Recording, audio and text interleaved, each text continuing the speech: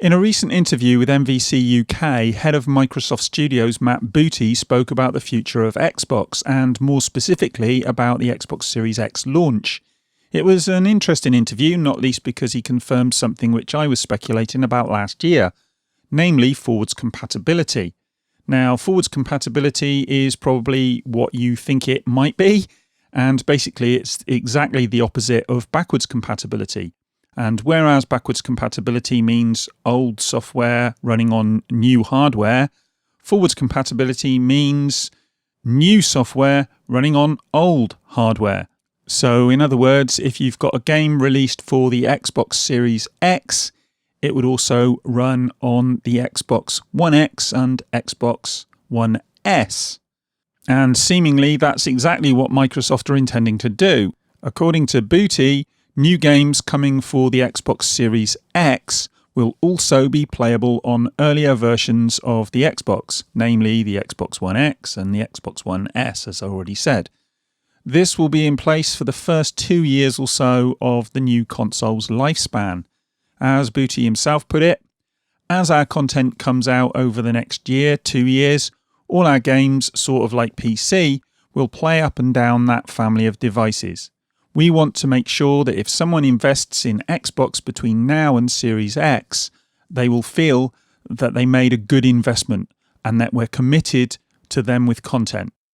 And, well, it's an okay idea. I don't know whether it's good or bad at this stage, but it's seemingly another bold move by Microsoft, and it has caused quite a lot of discussion on Twitter, YouTube, and all the other social media outlets, with a lot of people suggesting that this is a big mistake, especially as Sony will be releasing exclusives for the PS5, according to Kotaku's Jason Schreier. And he said that he thinks that Sony will be releasing first-party exclusives for the PlayStation 5. And I'll put a link in to the article where that's mentioned. Is it such a big deal, though? That's what I'm wondering. As I said, it could be a good thing, it could be a bad thing. We know that the first 2 years of the PlayStation 4 and the Xbox One weren't exactly notable for exclusives that came to the systems, and a friend of mine was actually complaining that he never played his PlayStation 4, certainly not in the first 2 years. Things did change around 2017, but up until that point, you could probably have bumbled along quite happily with a PlayStation 3 and or a 360. And you probably wouldn't have noticed much difference, to be honest. Now, this could change with the PlayStation 5 and with the Xbox Series X, and we could see a whole host of new games come out at the end of 2020 when those consoles are released. But honestly, do you expect that to happen? Or do you expect to see a handful? Certainly, nearly all third-party games that come for the PlayStation 5 and the new Xbox are going to be cross-gen. Certainly for the first few years. So that only leaves the first-party exclusives. And even if Sony knock it out of the park with their first-party, we'll probably only see a handful of games coming to the new system that aren't also available on the PlayStation 4. That's just the way it is. And, it would have also been true of the Xbox if Booty hadn't decided, or Booty and Xbox in general, hadn't decided to allow the games to run on both the earlier and later devices. So, is exclusivity for a handful of games really worth it in the short term? Well, arguably, yeah. But it's kind of a double-edged sword, especially for Microsoft, who are looking to hold on to their customers and lock them into their services. If you're paying a monthly fee for Game Pass and some of the newer games on the service simply won't run on your console, even though you're paying for them, then you might be a bit miffed. It's a different mindset to someone who's buying all their games and simply doesn't purchase a game that has just released for the shiny new console that she can't afford. When viewed like that, the model seems to look more like that which we see with the phone industry, where over time a phone gets slower and less able to run some of the more resource-hungry apps and games. the buyer upgrades in that scenario because even though the apps still run, the machine simply hasn't got the grunt to do them justice. And of course, over time, they won't be able to run them at all. It's kind of a natural obsolescence. It's also similar to what we see with the PC market. Most home PCs simply don't have the grunt to run up-to-date games at anything like the resolution or frame rates that they're capable of. And any PC gamer out there understands the dilemma of wondering how long to put off an upgrade in order to eke out the most from both their current hardware and the new hardware that they would like to purchase.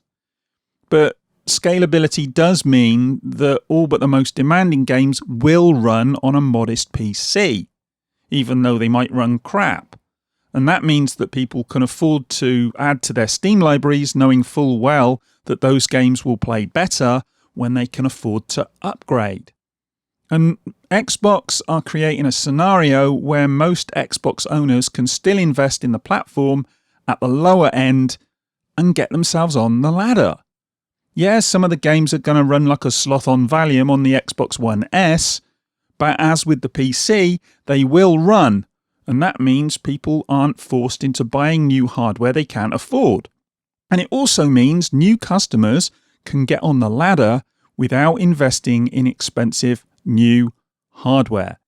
In this scenario, it's all about the services. You know, a customer can just buy an Xbox One S and know the games they purchase will run. Just how cheap will the Xbox One S All Digital Edition be by the end of the year? If you're buying Game Pass and an Xbox One S, it makes the cost of entry to the Xbox ecosystem negligible. The other advantage, of course, is that any game you buy for the Xbox now and moving forward is going to play on the Series X if and when you purchase that hardware. You won't have to go out and buy Halo Infinite for the Xbox One S, then purchase it again once you can afford the Series X, because the game will run on both systems. The other argument I've heard, though, is that this could hold back game development, as developers will develop down to the lowest powered console. And, you know, that's quite possible. But again, how many exclusives actually arrive for new consoles in the first few years? Most developers only want to start making exclusives once the install base is big enough to justify the expense of production.